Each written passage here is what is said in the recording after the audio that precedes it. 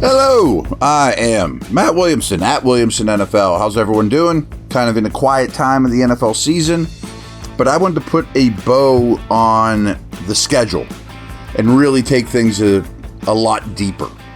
And I credit Warren Sharp for all this research. I'm just kind of regurgitating it, but I do think it's really, really interesting stuff. And we're going to start by talking about rest advantage. What's rest advantage? It's pretty easy to figure out. If it's week 2 and I play on Sunday and you play on Monday night, and then in week 3 we face each other, I get a 1-day rest advantage. See what I'm saying? You need less time to prepare. Coming off buys, Thursday nighters, long weeks, short weeks, all that stuff. So what Warren did was he accumulated over the course of the year what every team's net rest advantage was over the course of the year. So it's a huge advantage. I mean, without going into all the numbers, he does.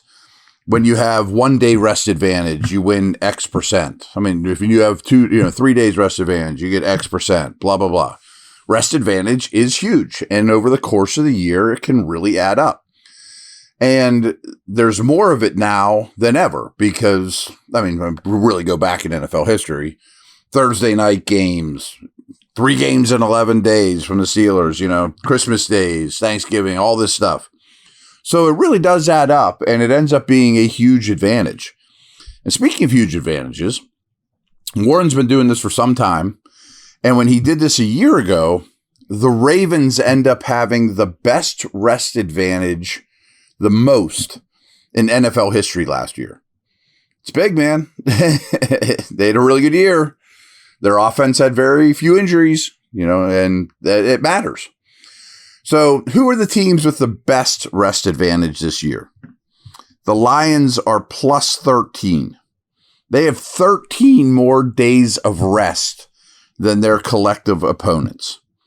They only have 1 game where they're at a rest disadvantage, where they have, and that's only 1 day. That's only a 1-day rest disadvantage, where they have 5 games where they're plus 1. They have that 1 that they're minus 1. And they have 3 games that they're plus 3. So they're plus 13. Huge. Still nothing like the Ravens last year. Miami, plus 11. The Rams, plus 10. San Francisco, who also happens to have the easiest set of opponents in the league, is plus 9. Seattle, plus 8. Arizona, plus 7. And there's your Baltimore Birdies at plus 5. Along with Dallas and the Chargers. So those are the teams with the best rest advantage. What teams have the worst? Vegas, minus 19. They only have 1 game where they have any rest advantage through the course of a 17-game schedule, and that's only a plus 1-er, where they have a minus 7, a minus 4, a minus 3, a minus 3, a minus 3, a minus 1. Minus 2 in there too, and a minus 1. So 19 days rest disadvantage for the Raiders. New Orleans, minus 14. Washington, minus 13. The Browns and Bills are minus 7. Tennessee is minus 5. Tennessee's minus 6. Carolina is minus 5. Well, the Steelers are minus 4. So not great. And if you go through it, there's 1 game that they're a minus 7 rest advantage, 2 that they're minus 3.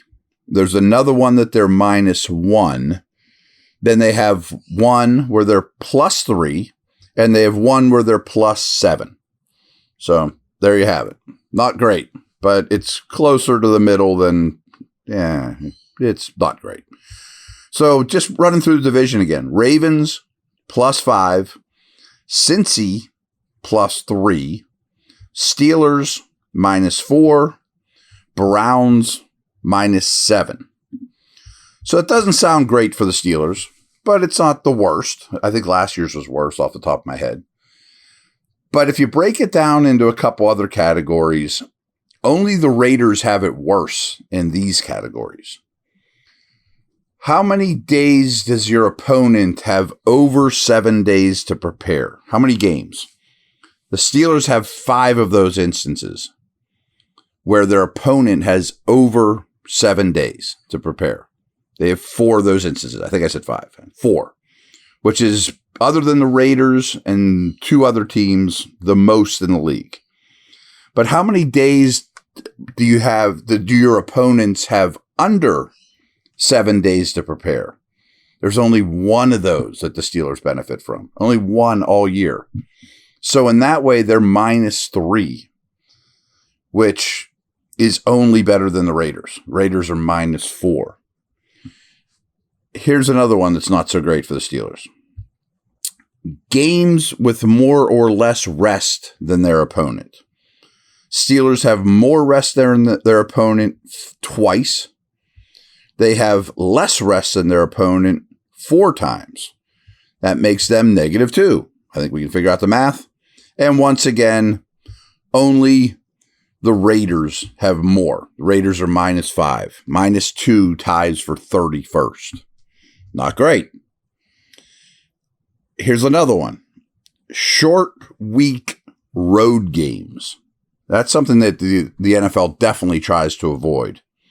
Steelers are tied with many teams, including the Raiders. They got a tough gig of things here, for 2. It's only 2, but still, it's the most in the league. So again, their situation of overall rest advantage, or in this case, disadvantage, is not ideal, to say the least. But when you really break it down, those couple categories, it's near the bottom of the league. BetOnline is the world's most trusted betting platform and your number 1 source for all your sports betting action. With the largest selection of odds on everything from NBA to NHL playoffs to MLB to UFC and boxing, BetOnline has you covered for all your online wagering info. In between games, head over to BetOnline Casino with the top Vegas-style games, including poker and live casino. BetOnline, the game starts here.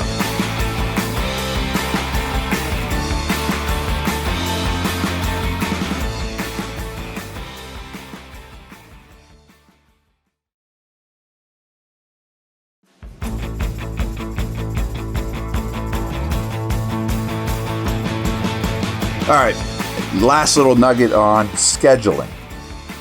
Now, this is a lot better for the Steelers, but some lunatics out there do this, that they figure out how many miles all these teams have to travel over the course of the year. Now, the West Coast teams are more every year. Of course, they have further distance. Even their divisional games are further. AFC North games aren't a lot of miles apart compared to the other divisions. But obviously, if you play overseas, it's going to be really high. And Brazil is really high. Yeah, and that game is Chargers are one of the 2 teams playing in Brazil. So here's some perspective on this. The Chargers, as mentioned, have the most mileage they have to travel in the league. They are at 37,000 miles, just over that. I'm not going to have to break it down the exact mileage here. They're at over 37,000 miles. The Rams are at 34,000 miles.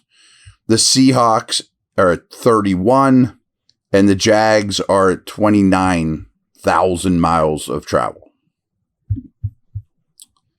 The Niners are at 28,000 miles, and Miami's slightly over 25,000 miles. They're the 6 teams that have 25,000 miles to travel over the course of the year or more. So to put that in perspective, though, the Bengals, which not coincidentally, but it is to their advantage, being in the AFC North does help, are the least amount of mileage in the whole league for the 2nd straight year. And they're at 8,600 miles. So way less than the Chargers. The Bills are at 9,300. The Ravens are at 9,400. The Lions are a little over 10,000. Packers are a little over 11,000.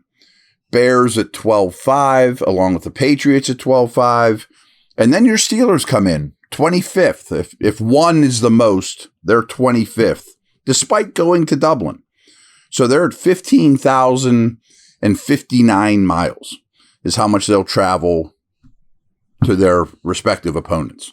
Now, it also helps if you have a AFC team because you've one less road game, unless you get it taken away if you're overseas.